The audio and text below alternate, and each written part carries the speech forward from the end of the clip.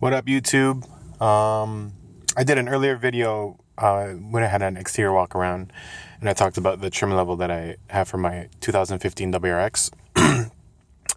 So I just wanted to snap some quick shots inside. It's quite dirty right now, but I'll give you like sort of the visual on startup and my comments on the interior in general and overall, what I think works and what I think could have been improved and whatnot, and what I actually hate. So, not all is well, but let's get this car started.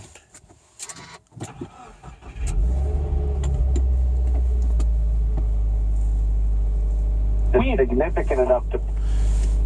So, first things first, this Navi system, I know the new one's a lot better, but this one in the 2015 is not the greatest, I would say. I have some connectivity issues sometimes, especially like when I get a message and it says, you have a new message, and then you press it and nothing happens, and it just keeps repeating itself. It's quite annoying. There's a whole thread on it. But anyways, apart from that, love the steering wheel. It's a great steering wheel. Steering feels great. I know it's electronic, not hydraulic, but the average Joe can't tell the difference. On the track, yeah, you would probably feel it, but it's still a great track car, and I autocross this thing quite nicely.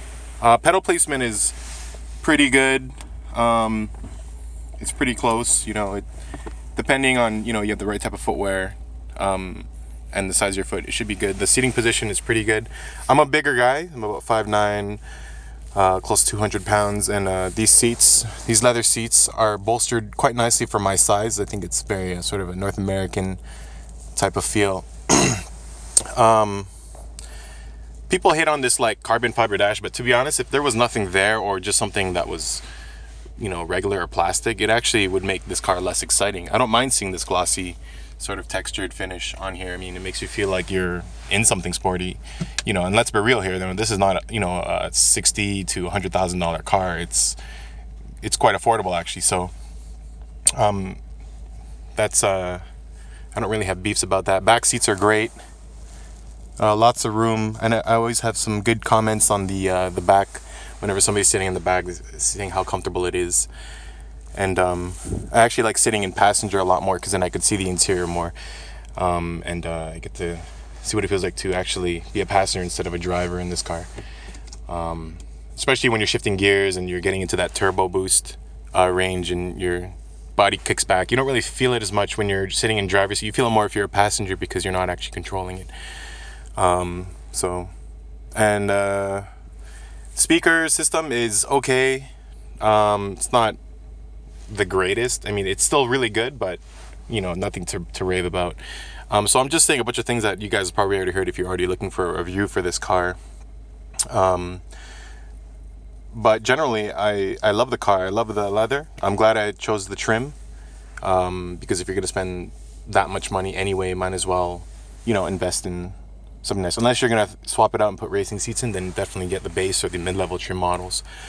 What else can I say? I have the short shifter in this model. I don't really know actually how much shorter it is than the stock STI or the stock WRX model. I think it's probably very marginal. So if I would have went back, I probably would have said no, I wouldn't install that. I'd probably look at more like an aftermarket short shifter system, or sort of the Mishimoto brackets that help with smoother shifts. So apart from that, great car. Comment below if you like this video, and if you want me to make some more. I'll eventually have a build in a couple of years, maybe a full build within 5 or 6, and see where I can take this baby, because I honestly love the car. I was debating between the STI and the WRX, and I'll make another video on my reasons why I chose the WRX over the STI. Either car is great, but I'll leave that for another video. And cheers.